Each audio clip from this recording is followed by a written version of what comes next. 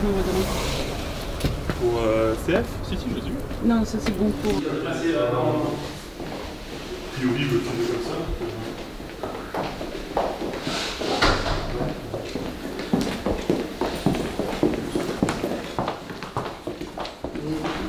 Bonjour. Bonjour. Dominique Renaud, Vosges Télévision. Enchanté, bienvenue. Vous arrivez des Vosges? Ouais. Bah super. Finalement, c'est la volonté que j'ai de faire la permanence du député, pas seulement un lieu où on vient exposer ses problèmes ou ses doléances. Ça c'est important, c'est une partie du travail que je fais absolument volontiers.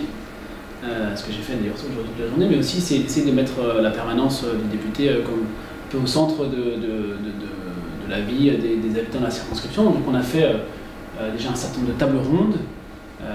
Je crois que c'est la, si je ne me trompe pas, ça va être la 6e qu'on fait ce soir. Et cette fois-ci sous forme d'une projection débat avec toi, Monsieur Muselet. C'est un film qui a été fait en production associative. Le film faisait partie du projet. C'est-à-dire avec Sarang et toute une équipe, on a décidé de faire le tour du Bas-Rhin avec des moyens adaptés pour les personnes en situation de handicap. Et donc il y a des personnes par exemple en situation aveugle qui étaient sur des tandems, donc il y a des gens qui les guidaient, d'autres personnes qui étaient en handi-bike. Putain. Oh putain. Oh putain. J'ai pas de solution. Sauf qu'en fait, il bat des ailes très fort mais il peut pas prendre de hauteur et en plus, pour s'aider, en fait il pédale avec ses pattes mais comme ils font palmer, ça fait planche. Il a été diffusé par comment, par qui? Il a été diffusé dans la semaine pour l'égalité, Ouais. donc, qui est organisée par Zobida à la ville de Strasbourg. Il y a des choses qui doivent nous être proposées. C'est sûr que dans le paysage du visuel global, non, j'avais déjà rencontré d'autres députés dans des permanences, mais là, ce qui était important, c'est que le sujet abordé est un sujet dans lequel je m'applique quasi quotidiennement et que l'interlocuteur est quand même à une position au sein de l'Assemblée nationale qui lui permet d'avoir une influence sur les débats. Donc je pense que c'est important de nourrir les élus avec nos expériences et le quotidien que l'on vit. C'est vrai que les députés sont quand même une émanation de la population, donc leur quotidien, ou le plus gros de leur travail, je veux dire que c'est à Paris, au niveau des lois, du contrôle du gouvernement, etc. Mais il faut aussi qu'ils se nourrissent de ce qui se passe dans les territoires, et je pense que d'organiser comme ça des rencontres un peu informelles sur des sujets très divers, c'est quelque chose de très important. Ça fait partie de l'enjeu démocratique de notre pays. Mais toujours des échanges intéressants quand c'est ce genre de format. Alors on aurait attendu un peu plus de monde, je ne vais pas vous le cacher, mais en même temps le fait qu'il y ait une quinzaine de personnes, ça permet à chacun de prendre la parole. Donc avec des expertises quand même sur le documentaire de création, sur la télévision locale. Et ces expertises-là, on ne peut que s'en saisir lors de réunions de ce format-là. Voilà, c'est aussi un petit défi que de faire venir les gens dans la permanence. C'est vraiment un objectif qu'on avait. On avait réfléchi à installer par exemple un écrivain public ici. On a fait, ce soir c'était pas la 6e, c'était la 7e table ronde. Parce que si on veut faire des réformes bien abouties, il faut effectivement, moi j'en suis persuadé, avoir le maximum d'informations. Il faut prendre le temps, ça prend du temps, le débat public il prend du temps, ça prend la forme aussi de ce genre de petites réunions de travail. Et vous circulez toujours en vélo à Strasbourg? Quasiment, ouais. Puis là, le vélo électrique, ça me permet de circuler sur la circonscription. Mon Reichstett, je ne suis pas encore allé à vélo à Reichstett, mais jusqu'à Souffel-Weiersheim, ça se fait. Hein. Donc, mais par contre, j'ai 3 pantalons de costume dans mon sac parce que les costumes s'usent. C'est pas prévu pour le vélo. ça. Bon. Ciao, merci. Bientôt. On se revoit demain matin? Ouais, demain matin, ouais. Bonne soirée. À demain.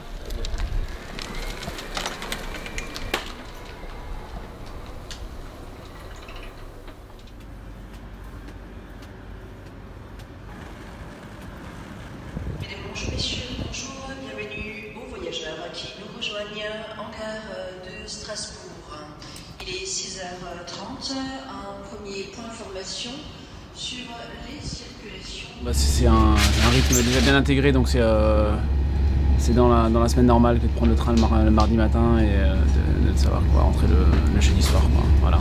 Là, jusqu'à 1h du matin, parce que la journée de plusieurs commissions élargies aujourd'hui en tant que président de la commission des finances. Et puis ce soir, j'irai un peu siéger dans l'hémicycle, parce que quand même c'est important. Et donc je crois que je suis libre à partir de 22h.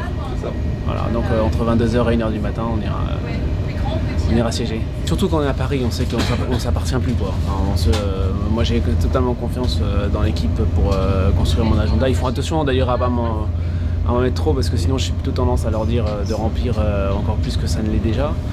Non, à partir du moment où on a confiance dans ses collaborateurs, il n'y a pas de souci.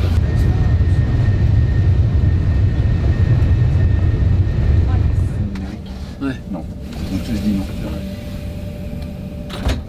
Faut que je vérifie avec le directeur. On va poser justement toutes ces questions de quel doit être le rôle de l'école par rapport à ça, en termes d'instruction et d'éducation. On se met à reprendre des choses comme ça.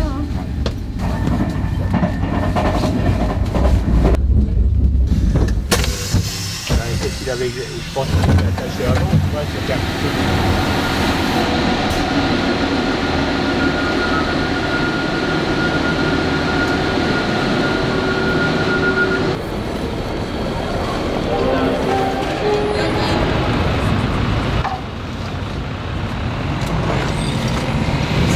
Ça permet de garder les pieds sur terre, ce dont on parlait hier.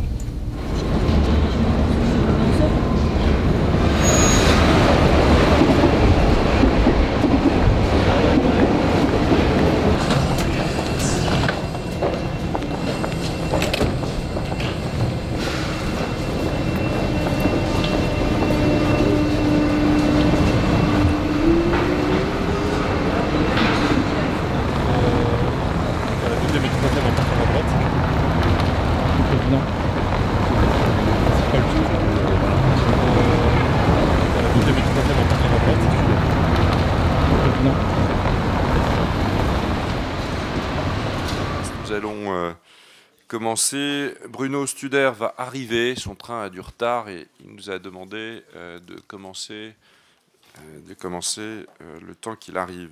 Alors je voudrais d'abord souhaiter la bienvenue à Françoise Nyssen, qui est ministre de la Culture, comme chacun le sait. Nous sommes ici pour examiner les crédits de la mission culture. Je passerai la parole voilà le président Studer, il a le sens du timing. TGV était à l'heure jusqu'à ce qu'il soit en retard, c'est ça. Merci Monsieur le Président, Madame la Ministre, chers collègues. Nous sommes réunis ce matin pour examiner les crédits de la mission culture prévus au PLF pour 2018. Je me réjouis que les dotations de cette mission soient préservées en 2018, puisque les crédits progresseront de 42 millions d'euros pour atteindre 2,942 milliards d'euros.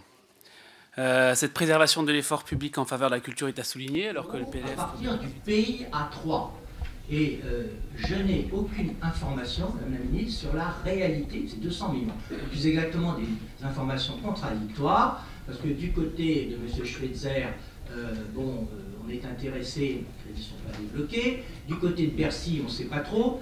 Je pense en particulier au schéma directeur du centre Pompidou, qui va coûter 170 millions d'euros. Quand on fait les additions, ça ne passe à l'évidence pas du tout. Ou alors, il faut zéro. Et aussi du soutien renouvelé, tout ça est complémentaire, soutien renouvelé par le ministère, qui participe d'une politique renforcée en matière d'accès des plus jeunes à une pratique instrumentale collective. Chers collègues, je suis, avec Monsieur le Président de la Commission des Finances, saisi de 25 demandes de questions.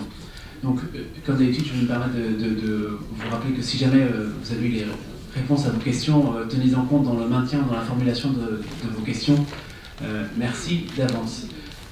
Comptez-vous vous inspirer des propositions du rapport parlementaire de Mesdames Je souhaite revenir sur votre action en faveur d'autres barrières déjà mentionnées dans un rapport de 2000 pour lutter contre des taux élevés d'illettrisme. Je vous apporte des propositions plutôt... Ça pourrait être intéressant.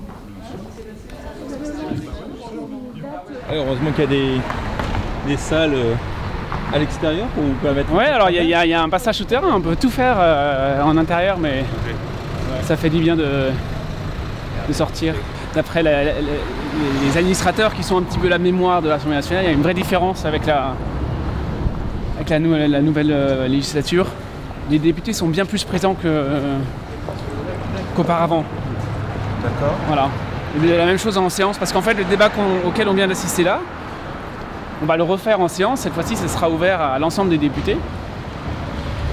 C'est ce que je vous disais tout à l'heure sur le fait que voilà, forcément ça nous motive à réfléchir à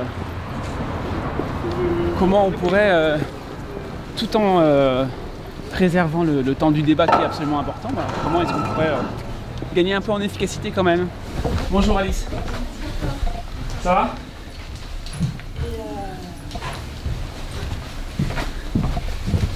Donc là on a aussi un bureau avec une stagiaire qui est allemande. Donc là on arrive dans mon bureau. Voilà. Un beau bureau, un des plus beaux du Palais Bourbon, où j'ai la chance de pouvoir recevoir toutes les personnes qui sollicitent des auditions, avec voilà, donc un espace où on fait aussi voilà, des petits déjeuners de travail. Il n'y a pas un petit déjeuner que je prends seul dans la semaine quand je suis ici, c'est forcément toujours un petit déjeuner de travail parce qu'il faut absolument optimiser tous les créneaux qu'on peut avoir. Est-ce que vous avez conscience d'avoir été élu un peu par hasard? Alors, il y a toujours une part de chance dans une élection. Du hasard, chance, hasard. Voilà, le hasard ou la chance se provoque. J'ai pas compté ni mes heures, ni mes nuits pendant la campagne d'abord présidentielle puis ensuite législative. Il y a un ressac, c'est-à-dire que y a une autre vague qui arrive et c'est pas la vôtre. Ça sera la fin d'une mission, mais moi j'étais persuadé que Emmanuel Macron gagnerait l'élection présidentielle. Et ça dès le départ, quand je me suis engagé dans le mouvement en avril 2016. Et je suis persuadé qu'on va réussir à avoir des bons résultats pour la France, parce que c'est ça qui est important. Et si ma foi il y a un ressac, moi j'ai un métier, j'ai une famille, et j'ai pas peur.